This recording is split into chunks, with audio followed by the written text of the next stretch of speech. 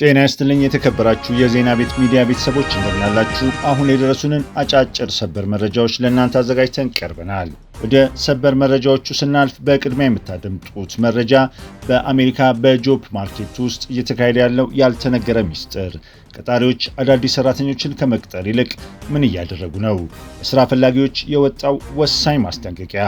ወደ ሌላኛው መረጃችን ስናልፍ በአሜሪካ የስደተኞች ማባረር ዘመቻ አሜሪካውያንን ለከፍተኛ ወጪ ዳረገ። እያንዳንዱ ግብር ከፋይ $2000 በላይ ሊያስወጣው እንደሚችል ተገልጿል። እስከ መጨረሻው አብራችሁን ቆዩ። እነዚህንና ሌሎች በርከት ያሉ አጫጭር ሰበር መረጃዎችን ታደምጣላችሁ። እንደተለመደው ሁል ጊዜ ትክክለኛና ሚዛናዊ መረጃ በፍጥነት እንዲደርሳችሁ የዩቲዩብ ቻናላችንን ሰብስክራይብ በማድረግና የደወል ምልክቷን በመጫን የቻናላችን ቤተሰብ እንድትሆኑ በአክብሮት እንጠይቃለን። አሁን በቀጥታ ወደ መጀመሪያዎቹ መረጃዎች እናልፋለን።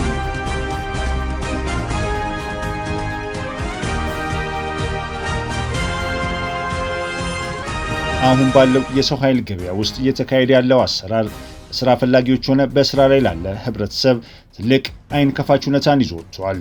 በቅርቡ የወጡ የግል መቅጠር መረጃዎች እንደሚያሳዩት ቀጣሪ ኩባንያዎች ባልተረጋገጠ የኢኮኖሚ ሁኔታ በጂኦፖለቲካዊ ውጥረቶችና በታሪፍ ስጋት ምክንያት አዳዲስ ሰራተኞች ከመቅጠር ተቆጥበው በከፍተኛ ጥንቃቄ እየተንቀሳቀሱ ይገኛሉ።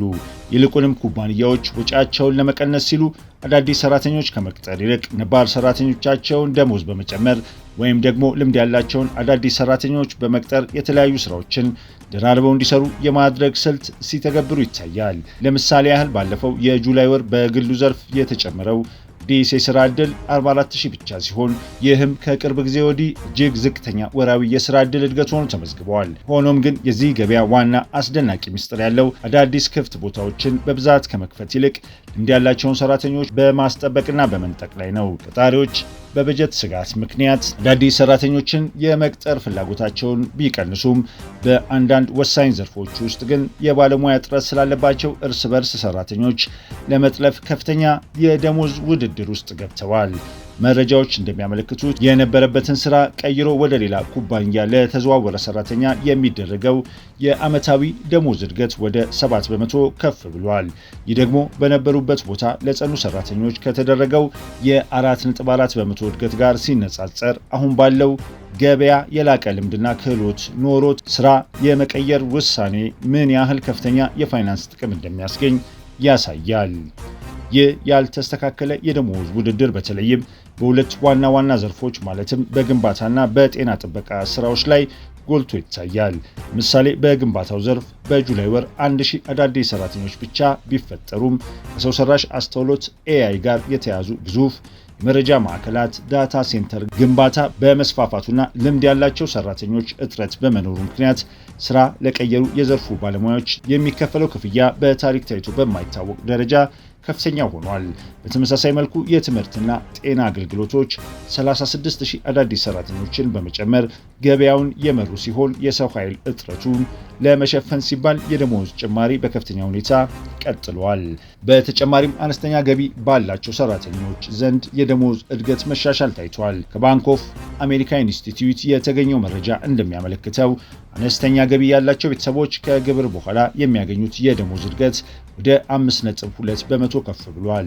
ይህ ከ2024 ማጠቃለያ ወዲህ ለመጀመሪያ ጊዜ ከፍተኛ ገቢ ያላቸው ሰዎች የደሞዝ እድገት የበለጠ አጋጣሚ ሆኖ ተመዝግቧል። ይህ የደሞዝ ወደ ላይ የመሰብሰብ ሁኔታ አነስተኛ ክፍያ የሚከፈላቸውን ሰራተኞች ገቢ ከበፊቱ የተሻለ መሻሻል እያሳየ መሆኑን ያመለክታል። በመጨረሻም በዚህ ባልተረጋገጠና ውድድሩ በበረታበት የስራ ገበያ ውስጥ ጥሩ የስራ ዕድል ለማግኘትና ተወዳዳሪ ሆኖ ለመቀጠል ባለሙያዎች የሚሰጡትን ወሳኝ ምክሮች መከተል አስፈላጊ ነው። ዋነኛው መፍትሄ አዳዲስ ክህሎቶችን ማዳበርና በተለይም የሰው ሰራሽ አስተውሎት AI ቴክኖሎጂዎችን መጠቀም ማወቅ ነው። ምክንያቱም ከእርሶ ጋር የሚወዳደረው ሌላው ስራ ፈላጊ እነዚህን ክህሎቶች አሟልቶ ቀርቦ ሊሆን ይችላል። በርካታ ሰዎች የስራ ማመልከቻዎችን አስገብተው እንኳን መልስ የሚያገኙበት አንደኛው ምክንያት ይሄ ነው። በተጨማሪም አብዛኞቹ ቀጣሪዎች የሲቪ ሪዚሚ ማጣሪያውን የሚያካሂዱት በኤአይ መተግበሪያዎች አፕሊኬሽን ትራኪንግ ሲስተም ATS በመሆኑ የላኩት CV ከነዚህ የፍተሻ ሲስተሞች ጋር የሚጣጣም ATS ኮምፓቲብል መሆኑን ማረጋገጥ ያስፈልጋል። ሆኖም ግን ሙሉ በሙሉ 100% በAI የተጻፈ CV ከመጠቀም መቆጠብ ይገባል። ምክንያቱም ማጣሪያዎቹ የሰው ሰራሽ ጽሑፎችን በቀላሉ ስለሚረዱ ውድቅ ሊያደርጉት ይችላሉ። ይልቁንም CVውን ከተፈለገው የሥራ መግለጫ ጆብ ዲስክሪፕሽን ጋር የሚጣጣም ቁልፍ ቃላትን ኪወርድስን በመጠቀም በራሱ አዘጋጅቶ ማቅረብ ለቃለ መጠይቅ የመመረጥ ዕድሉን በእጥፍ ይጨምረዋል። ወደ ሌላኛው መረጃችን ስናቀና በአሜሪካ የትራምፕ አስተዳደር እየተካሄደ ያለው ሰፊ የስደተኞች የማባረር ዘመቻ ለእያንዳንዱ የአሜሪካ ግብር ከፋይ ከፍተኛ የገንዘብ ጫና እንደሚያስከትል አዲስ የወጣ ጥናት አመለከተ። የኢኮኖሚ ፖሊሲ ኢንስቲትዩት EPI የተሰኘ የምርምር ተቋም ባዘጋጀው አዲስ ማስሊያ መሳሪያ መሰረት ይህን የጅምላ ስደተኞች የማባረር ዘመቻ ለማስፈጸም በአጠቃላይ $268.9 ቢሊዮን የሚገመት ገንዘብ የሚጠይቅ ሲሆን ይህም እያንዳንዱ አሜሪካዊ ግብር ከፋይ በአማካኝ $2358 ወጪ እንዲሸከም ያደርገዋል። ይህ ለስደተኞች ማባረሪያ የሚወጣው እጅግ ግዙፍ ገንዘብ በሀገሪቱ ውስጥ ለሚገኙ ሌሎች ወሳኝ የማህበረሰብ አገልግሎቶች ሊውል ይችል እንደነበረ ተመራማሪዎች ይናገራሉ። ለምሳሌ ያህል ይህንን $268.9 ቢሊዮን በትራምፕ አስተዳደር ቀሪ 2 ዓመት ተኩል ጊዜ ውስጥ ጥቅም ላይ በማዋል ከ118 ሚሊዮን በላይ ለሚሆኑ ተጨማሪ ሰዎች የምግብ ድጋፍ ስናፕ ማቅረብ፣ ለ12 ሚሊዮን ዜጎች ነፃ የጤና እንክብካቤ ሜዲኬድ መስጠት ወይም ደግሞ ከ9.7 ሚሊዮን በላይ ለሚሆኑ አነስተኛ ገቢ ያላቸው ቤተሰቦች የመኖሪያ ቤት ድጋፍ ማድረግ ይቻል ነበር። የኢኮኖሚ ፖሊሲ ኢንስቲትዩት ተመራማሪ የሆኑት ጎርደን ላፈር እንደሚሉት በአሁኑ ወቅት በርካታ አሜሪካውያን በምግብ እጥረት፣ የመኖሪያ ቤት በማጣትና በጤና እንክብካቤ ችግር እየተሰቃዩ ይገኛሉ። እሳቸው እንደሚሉት አብዛኞቹ ሰነድ የሌላቸው ስደተኞች ምንም አይነት የወንጀል ሪከርድ የሌለባቸው ቢሆንም መንግስት እነሱን በማሳደድ በማሰርና በማባረር ላይ የሚያወጣው ቢሊዮን ዶላሮች ይበልጥ ለሚያስፈልጋቸው የማህበረሰብ ክፍል ሊውል የሚገባ ገንዘብ ነው። የጥናቱ ትንታኔ እንደሚያሳየው ከፍተኛ የፌዴራል ገቢ ግብር የሚያወጡ ግዛቶችና አካባቢዎች የዚህን ወጪ ከፍተኛ ድርሻ የሚሸከሙ ይሆናል። ለምሳሌ በዋሽንግተን ዲሲ የሚኖሩ ግብር ከፋዮች ለእያንዳንዱ ሰው በአማካኝ $3930፣ በኬንታኪ $3395፣ እንዲሁም በዌስት ቨርጂኒያ ደግሞ $1297 ክፍያ የሚደርስባቸው ይሆናል። ይህ ግዙፍ ወጪ የተሰበሰበው ከቅርብ ጊዜ የህግ ረቂቅ ከመደበኛ የበጀት ክፍተቶችና ከተለያዩ የመንግስት ገንዘቦች ጥምረት መሆኑ ተገልጿል። እንደ ሀገር ውስጥ ደህንነት መምሪያ DHS መረጃ ከሆነ መንግስት አንድ ህግ አውጥቶ ስደተኛ ተከታትሎ ከሀገር ለማስወጣት በአማካኝ $18000 ያወጣል። የወጡት አዳዲስ መረጃዎች እንደሚያመለክቱት የህዝብ ተወካዮች ምክር ቤት ኮንግረስ እዚሁ ተግባር ተጨማሪ የበጀት ድጋፍ የሚያጸድቅ ከሆነ አጠቃላይ የጅምላ ስደተኞች ማባረሪያ ወጪ አሁን ከተገመተው በላይ በከፍተኛ ሁኔታ ሊጨምር እንደሚችል ተገምቷል። ወደ አጫጭር መረጃዎቻችን ስናልፍ በመጀመሪያ የምናገኘው በኤለን መስክ የሚመራው የስፔስኤክስ ኩባንያ በአርቲፊሻል ኢንተለጀንስ AI ዘርፍ ያወጣው ከፍተኛ ወጪ ኢንቨስትመንት አሳሳቢ በመሆኑ የአክሲዮን ዋጋው በ12 በመቶ ያህል ዝቅ ማለቱ ተሰማ። ኩባንያው ከስታርሊንክ የሳተላይት ኢንተርኔት አገልግሎት የሚያገኘውን ከፍተኛ ገቢ ወደ አዲስ የመረጃ ማዕከል ዳታ ሴንተርና የAI ቺፕ ግዢ ላይ እያፈሰሰው ቢሆንም የኢንቨስተሮች ስጋት ግን አልረገበም። የስፔስኤክስ የፋይናንስ ኃላፊዎች የAI ዘርፍ ገቢያቸው በ3 እጥፍ ማደጉንና የገዟቸው ቴክኖሎጂዎች በአጭር ጊዜ ውስጥ ወጪያቸውን መተካት እንደሚጀምሩ ቢናገሩም በሩብ ዓመቱ ያወጣው $18.4 ቢሊዮን ካፒታል ግን ኩባንያው አክሲዮን ዋጋ ላይ ትልቅ ጫና ፈጥሯል። ከዚሁ ከስፔስኤክስ ዜና ሳንወጣ የድርጅቱ ሮኬት ሳይታሰብና በድንገት ጨረቃ ላይ ተጋጅቶ ማለፉ በርካታ የዘርፉ ሳይንቲስቶችና ተመራማሪዎችን ያስገረመ ታላቅ ክስተት ሆኗል።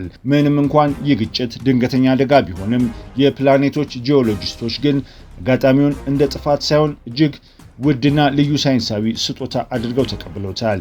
ይህ ያልተጠበቀ ክስተት ወደፊት ወደ ጨረቃ ለሚደረግ የማሰስ ተልዕኮች እጅግ ጠቃሚና ወሳኝ የሆኑ መረጃዎች የሚያስገኝ ከመሆኑም በላይ ከግጭቱ በኋላ በጨረቃ ገጽታ ላይ የሚፈጠሩትን ለውጦች፣ የጨረቃን ውስጣዊ የመሬት አወቃቀርና መሰል የከባድ አካላት ግጭቶች የሚያስከትሉትን ተጽዕኖዎች በጥልቅ ለመረዳት ትልቅ መንገድ የሚከፍት አዲስ የሳይንስ ምዕራፍ ሆኖ ተመዝግበዋል። በሌላ ዜና በሜክሲኮ በኮሜዲና በዕለት ተዕለት የአኗኗር ዘይቤ ምስሎች በሰፊው የሚታወቀውና በርካታ ተከታዮች ያሉት ታዋቂው የኢንተርኔት ኢንፍሉዌንሰር ሴሳር ጋስቴሎ ከተከታዮቹ ጋር በቀጥታ ስርጭት ላይ እያለ በጥይት ተደብድቦ በግፍ ተገደለ።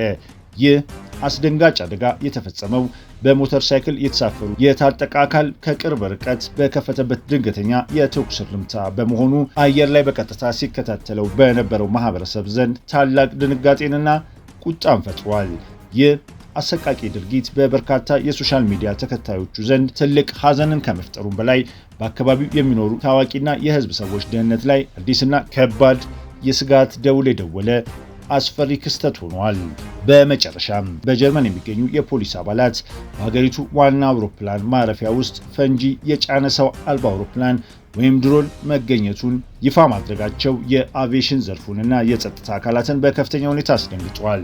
ይህ አደገኛ መሳሪያ የተገኘው በተለይም የዩክሬን የጭነት አውሮፕላኖች በቆሙበት አቅራቢያ በመሆኑ በግቢ ውስጥ አጣዳፊ የደህንነት ስጋት እንዲፈጠር ምክንያት ሆኗል።